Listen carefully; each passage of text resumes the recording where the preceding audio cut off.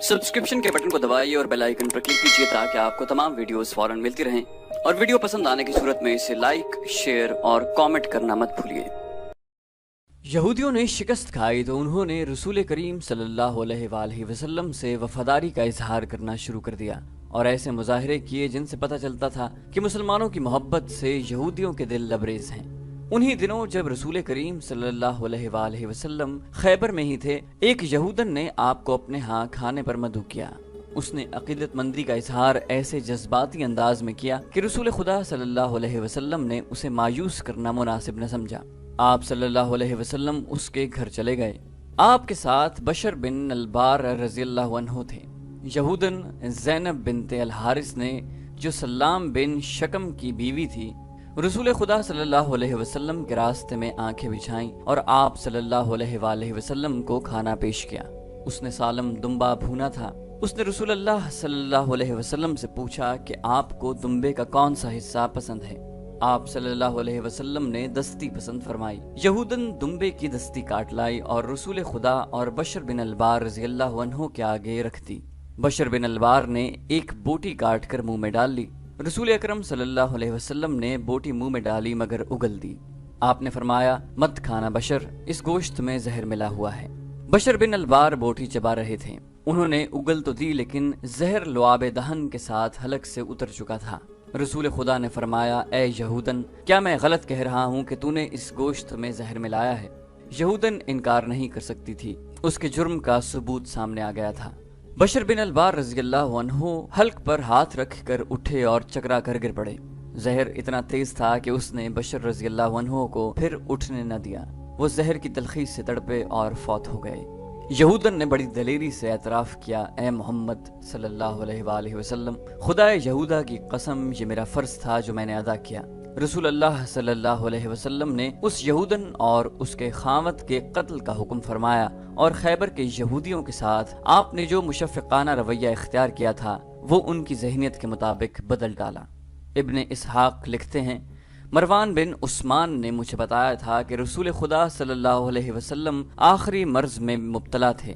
आपने वफात से 2-3 रोज पहले उम्मे बशर बिन अलबार को, जब वो आपके पास बैठी थी, फरमाया था, उम्मे बशर, मैं आज भी अपने जिस्म में उस जहर का असर महसूस कर रहा हूँ जो उस यहूदन ने गोश्त में मिलाया था। मैंने गोश्त चबाया नहीं, उगल दिया था, मगर जहर का असर आज तक मौजूद है।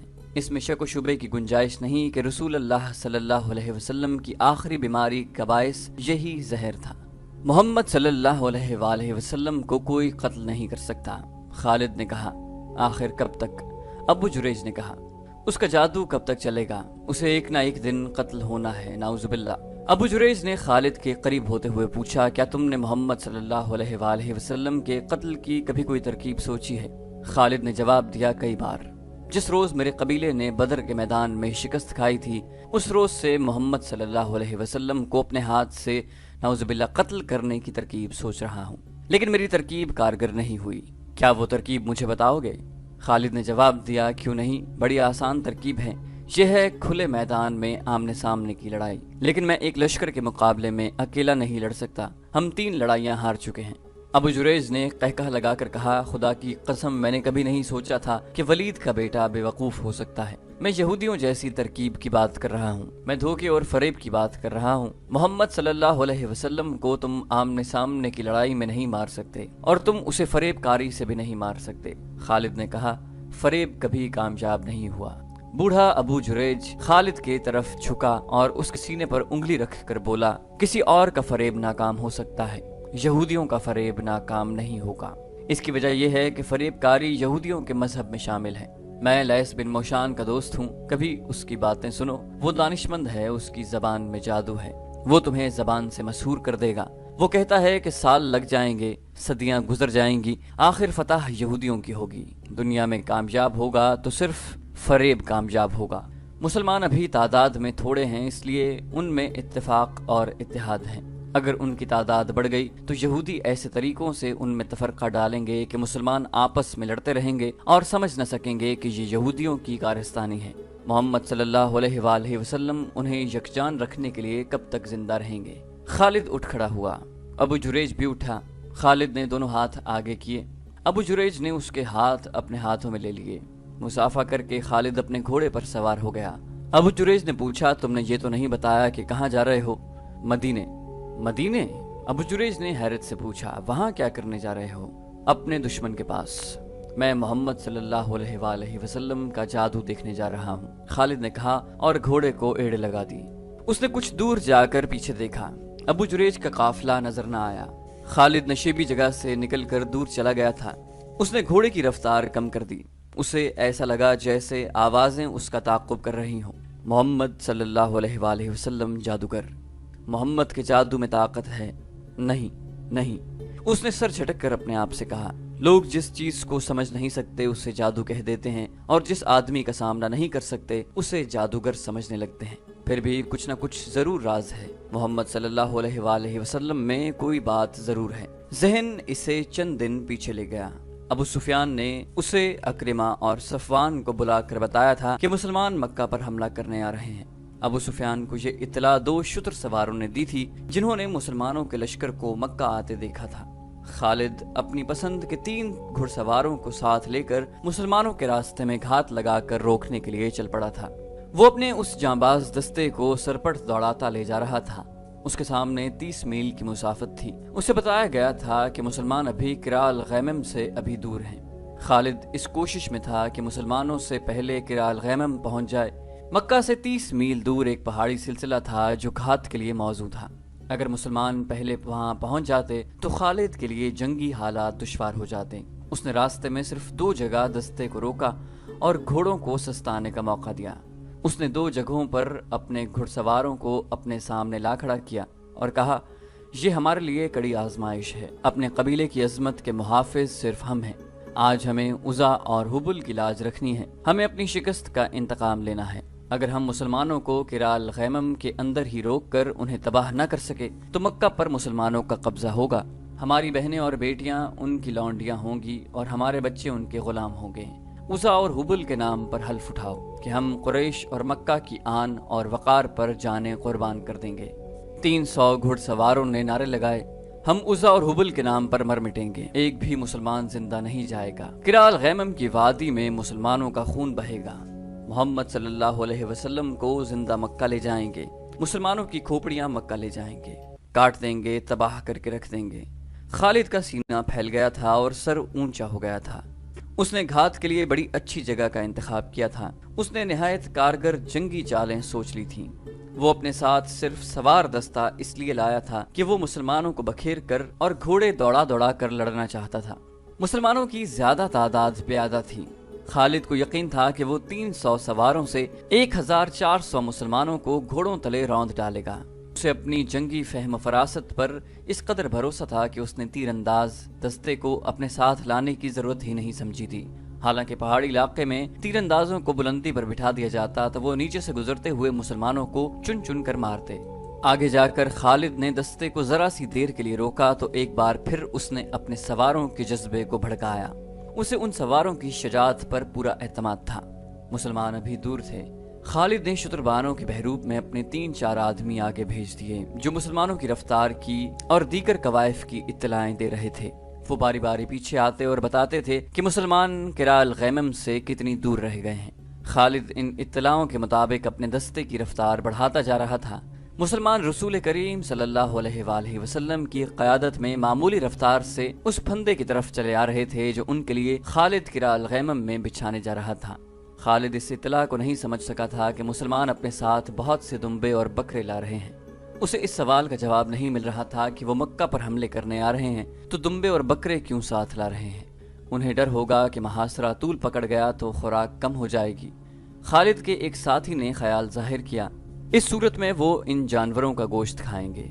इसके सिवा इन जानवरों का और क्या इस्तेमाल हो सकता है। बेचारों को मालूम ही नहीं कि मक्का तक वो पहुंच ही नहीं सकेंगे। खालिद ने कहा, उनके दुम्बे और बकरे हम खाएंगे। मुसलमान अभी किराल गैमम से 15 मील दूर असफान के मकाम पर थे कि खालिद उस सिलसिला कोह में दाखिल हो गया। उसने अपने दस्ते को पहाड़ियों के दामन में एक दूसरे से दूर दूर रुकने को कहा और खुद घात की मौजूद जगह देखने के लिए आगे चला गया। वो दर्रे तक गया। यही रास्ता था जहां से काफिले और दस्ते गुजरा करते थे। वो यहाँ से पहले भी गुजरा था لیکن اس نے اس درے کو اس نگاہ سے کبھی نہیں دیکھا تھا جس نگاہ سے آج دیکھ رہا تھا۔ اس نے اس درے کو دائیں بائیں والی بلندیوں پر جا کر دیکھا، نیچے آیا، چٹانوں کے پیچھے گیا اور گھوڑوں کو چھپانے کی ایسی جگہوں کو دیکھا جہاں سے وہ اشارہ ملتے ہی فوراً نکل آئیں اور مسلمانوں پر بڑی بے خبری میں ٹوٹ پڑیں۔ وہ مارچ 628 کے آخری دن تھے۔ موسم ابھی سرد تھا مگر خالد کا اور اس کے گھوڑے کا پسینہ بہہ رہا تھا۔ اس نے گھات کا علاقہ منتخب کر لیا اور اپنے دستے کو کئی حصوں میں تقسیم کر کے گھوڑوں کو درے کے علاقے میں چھپا دیا۔ اب اس نے اپنے ان آدمیوں کو جو مسلمانوں کی پیش قدمی کی اطلاعیں لاتے تھے اپنے پاس روک لیا، کیونکہ خدشہ تھا کہ مسلمان ان کی اصلیت معلوم کر لیں گے۔ مسلمان قریب آ گئے تھے۔ رات کو انہوں نے پڑاؤ کیا تھا۔ اگلی صبح جب نماز فجر کے بعد مسلمان کوچ کی تیاری کر رہے تھے، ایک آدمی رسول اللہ صلی اللہ علیہ وآلہ وسلم کے پاس آیا۔ تمہاری حالت بتا رہی ہے کہ تم دوڑتے ہوئے آئے ہو۔ رسول اللہ صلی اللہ علیہ وسلم نے کہا، اور تم کوئی اچھی خبر نہیں لائے؟ یا رسول اللہ صلی اللہ علیہ وآلہ وسلم، مدینہ کے اس مسلمان نے کہا، خبر اچھی نہیں اور اتنی بری بھی نہیں۔ مکہ والوں کی نیت ٹھیک نہیں۔ میں نے کل سے قراء الغیمم کی پہاڑیوں میں گھوم پھر کر دیکھ رہا ہوں۔ خدا کی قسم مجھے وہ نہیں دکھ سکے جنہیں میں دیکھ آیا ہوں۔ میں نے ان کی تمام نقل و حرکت دیکھی ہے۔ کون ہے وہ؟ اہل قریش کے سوا اور کون ہو سکتا ہے؟ اس نے جواب دیا، وہ سب گھڑ سوار ہیں اور درے کے ارد گرد کی چٹانوں میں چھپ گئے ہیں۔ تعداد 300 اور 400 کے درمیان ہے۔ رسول کریم صلی اللہ علیہ وسلم کے اس جاسوس نے کہا، میں نے اگر صحیح پہچانا ہے تو وہ خالد بن ولید ہے جس کی بھاگ دوڑ کو میں سارا دن چھپ چھپ کے دیکھتا رہا ہوں۔ میں اتنی قریب چلا گیا تھا کہ وہ مجھے دیکھتے تو قتل کر دیتے۔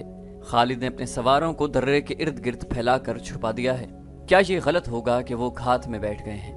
مکہ والوں کو ہمارے آنے کی اطلاع ملی تو وہ سمجھے ہوں گے کہ ہم مکہ کا محاصرہ کرنے آئے ہیں۔ صحابہ کرام میں سے کسی نے کہا، خدا کی قسم جس کے ہاتھ میں ہم سب کی جان ہے۔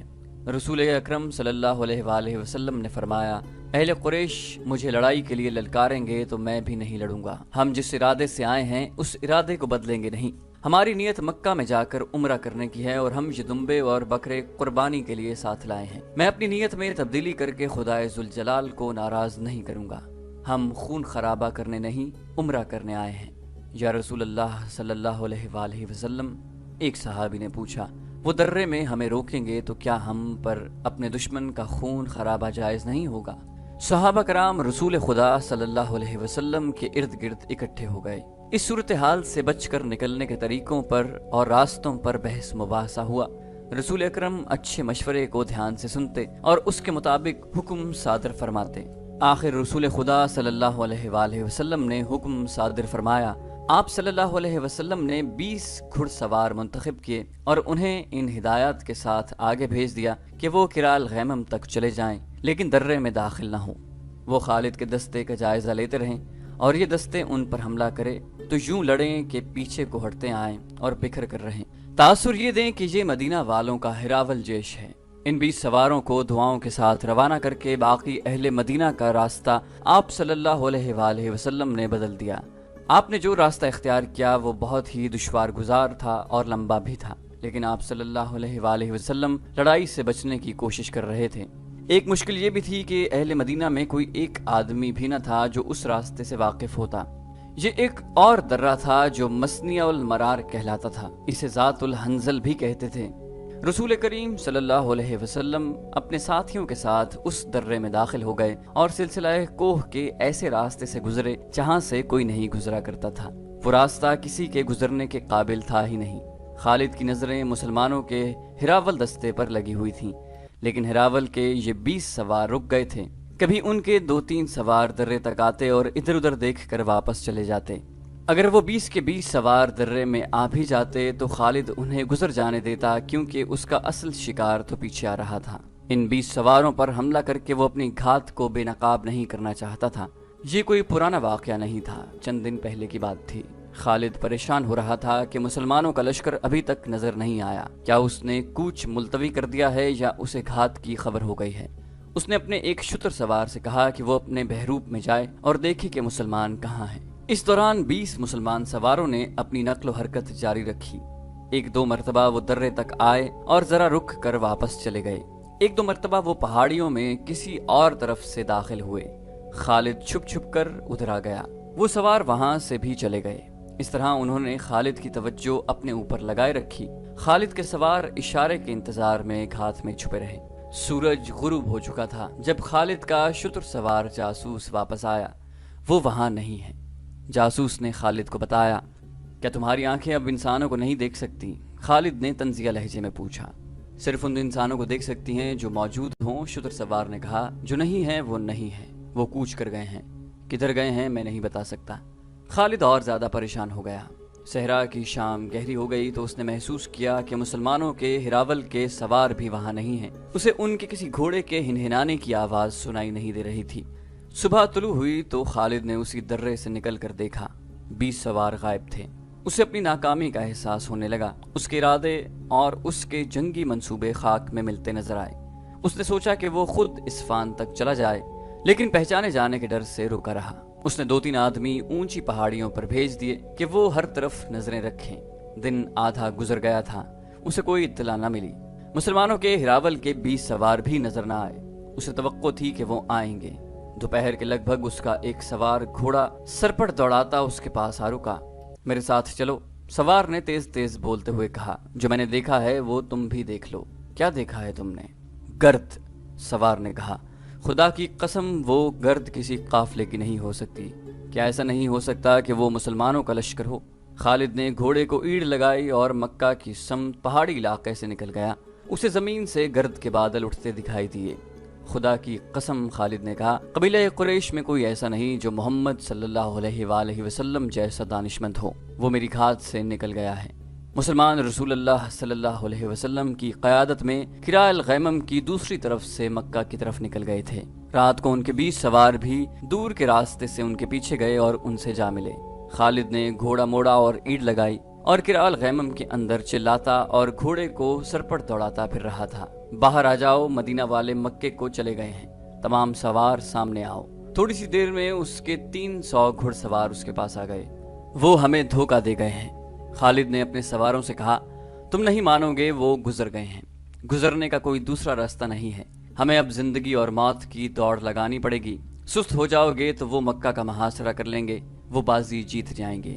आज मदीना के रास्ते पर जब मदीना करीब रह गया था, खालिद को याद आ रहा था कि उससे मक्का पर मुसलमानों के कब्जे का डर तो था, लेकिन वो रसूल करीम सल्लल्लाहु अलैहि वसल्लम की इस चाल पर अश अश कर उठा था। वो खुद फन हर्ब ज़र्ब और अस्करी चालों का माहिर और दिलदादा था। वो समझ गया कि रसूलुल्लाह सल्लल्लाहु अलैहि वसल्लम ने अपने हिरावल के 20 सवार धोखा देने के लिए भेजे थे।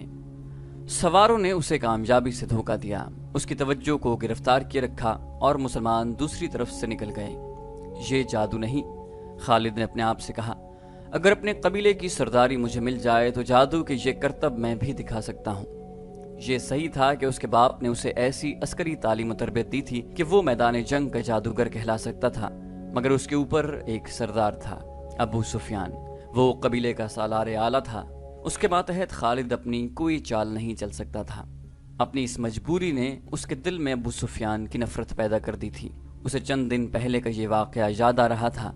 1400 मुसलमान उसकी घात को धोखा देकर मक्का की तरफ निकल गए हैं। उसने ये सोचा ही नहीं था कि 300 सवारों से मुसलमानों पर अकब से हमला कर दे। उसे एहसास था कि जो मुसलमान कलील तादाद में कसीर तादाद के दुश्मन को शिकस्त दे सकते हैं, उन्हें 300 सवारों से शिकस्त नहीं दी जा सकती, क्योंकि वो कसीरुल तादाद हैं। उसे मक्का हाथ से जाता नजर आने लगा और उसे ये खिफ़त भी महसूस होने लगी थी कि उसकी घात की नाकामी पर अबू सुफियान उसे ताना देगा और हंसी उड़ाएगा। फिर उसे कुरैश की शिकस्त और मक्का के सुकूत का मुजरिम कहा जाएगा। उसने अपने सवारों को एक रास्ता समझा कर कहा कि मुसलमानों से पहले मक्का पहुंचना है। ये दूर का रास्ता था, लेकिन वो मुसलमानों की नजरों से बचने की कोशिश कर रहा था। उसके 300 सवारों ने घोड़ों को ईड़े लगा दी। रास्ता लंबा होने की वजह से 3 मील का फासला 1.5 गुना हो गया था, जिसे खालिद रफ्तार से कम करने के जतन कर रहा था। अरबी नस्ल के आला घोड़े शाम से बहुत पहले मक्का पहुंच गए। वहां मुसलमानों की अभी हवा भी नहीं पहुंची थी। मक्का के लोग घोड़ों के शोरगुल पर घरों से निकल आए। अबू सुफियान भी बाहर आ गया। क्या तुम्हारी घात कामयाब रही? अबू सुफियान ने पूछा। वो घात में आए ही नहीं। खालिद ने घोड़े से कूदकर उतरते हुए कहा, क्या तुम मक्का के इर्द गिर्द ऐसी खंदक खुदवा सकते हो जैसी मोहम्मद सल्लल्लाहु अलैहि वसल्लम ने मदीना के इर्द गिर्द खुदवाई थी? वो कहाँ हैं? ابو سفیان نے گھبرائی ہوئی آواز میں پوچھا، کیا یہ بہتر نہیں ہوگا کہ مجھے ان کی کچھ خبر دو؟ جتنی دیر میں تم خبر سنتے اور سوچتے ہو اتنی دیر میں وہ مکہ کو محاصرے میں لے لیں گے۔ خالد نے کہا، حبل اور عزا کی عظمت کی قسم، وہ پہاڑوں اور چٹانوں کو رونتے آ رہے ہیں۔ اگر وہ قراء غیمم میں سے کسی اور رستے سے گزرے ہیں تو وہ انسان نہیں، کوئی پیادہ وہاں سے اتنی تیزی سے نہیں گزر سکتا جتنی تیزی سے وہ گزر آئے ہیں۔ خالد، ابو سفیان نے کہا، ذرا ٹھنڈے ہو کر سوچو، خدا کی قسم گھبراہٹ سے تمہاری آواز کانپ رہی ہے۔ ابو سفیان، خالد نے جل کر کہا، تم میں صرف یہ خوبی ہے کہ تم میرے قبیلے کے سردار ہو۔ میں تمہیں یہ بتا رہا ہوں کہ ان کے لیے مکہ کی اینٹ سے اینٹ بجا دینا کوئی مشکل نہیں۔ خالد نے دیکھا کہ اس کے دو ساتھی سالار اکرمہ اور صفوان قریب ہی کھڑے تھے۔ خالد نے ان سے کہا، آج بھول جاؤ کہ تمہارا سردار کون ہے، صرف یہ یاد رکھو کہ مکہ پر طوفان آ رہا ہے۔ اپنی آن کو بچاؤ، یہاں کھڑے ایک دوسرے کا منہ نہ دیکھو، اپنے شہر کو بچاؤ، اپنے دیوتاؤں کو بچاؤ۔ سارے شہر میں بھگدڑ بپا ہو گئی تھی۔ لڑنے والے لوگ برچھیاں، تلواریں اور تیر کمان اٹھائے مکہ کے دفاع کو نکل آئے۔ عورتیں اور بچوں کو ایسے بڑے مکانوں میں منتقل کیا جانے لگا جو قلعوں جیسے تھے۔ جوان عورتیں بھی لڑنے کے لیے تیار ہو گئیں۔ یہ ان کے شہر اور جان و مال کا ہی نہیں، ان کے مذہب کا بھی مسئلہ تھا۔ یہ دو نظریوں کی ٹکر تھی، لیکن خالد اسے اپنے ذاتی وقار کا اور اپنے خاندانی وقار کا بھی مسئلہ سمجھتا تھا۔ اس کا خاندان جنگ و جدل کے لیے مشہور تھا، اس کے باپ کو لوگ عسکری قائد کہا کرتے تھے۔ خالد اپنے خاندان کے نام اور خاندانی روایات کو زندہ رکھنے کی سرتوڑ کوشش کر رہا تھا۔ اس نے ابو سفیان کو نظر انداز کر دیا، اکرمہ اور صفوان کو ساتھ لیا اور ایسی چالیں سوچ لیں جن سے وہ مسلمانوں کو شہر سے دور رکھ سکتا تھا۔ اس نے سواروں کی کچھ تعداد اس کام کے لیے منتخب کر لی کہ یہ سوار شہر سے دور چلے جائیں، اور مسلمان اگر محاصرہ کر لیں تو یہ گھڑ سوار عقب سے محاصرے پر حملہ کر دیں، مگر وہاں جم کر لڑیں نہیں، بلکہ محاصرے میں کہیں شگاف ڈال کر بھاگ جائیں۔ شہر میں افراتفری اور لڑنے والوں کی بھاگ دوڑ اور للکار میں چند ایک عورتوں کی مترنم آوازیں سنائی دینے لگیں۔ ان کی آوازیں ایک آواز بن گئی تھی۔ وہ رزمیہ گیت گا رہی تھیں جن میں رسول اللہ صلی اللہ علیہ وآلہ وسلم کے نعوذ باللہ قتل کا ذکر تھا۔ بڑا جوشیلا اور بھڑکا دینے والا گیت تھا۔ یہ عورتیں گلیوں میں یہ گیت گاتی پھر رہی تھیں۔ چند ایک مسلح شتر سواروں کی مدینہ کی طرف سے آنے والے رستے پر اور دو تین اور سمتوں کو دوڑا دیا گیا کہ وہ مسلمانوں کی پیش قدمی کی خبر پہنچاتے رہیں۔ عورتیں اونچے مکانوں کی چھتوں پر چڑھ کر مدینہ کی طرف دیکھ رہی تھیں۔ سورج افق میں اترتا جا رہا تھا۔ صحرا کی شفق بڑی دل فریب ہوا کرتی ہے، مگر اس شام مکہ والوں کو شفق میں لہو کے رنگ دکھائی دے رہے تھے۔ کسی بھی طرف سے گرد اڑتی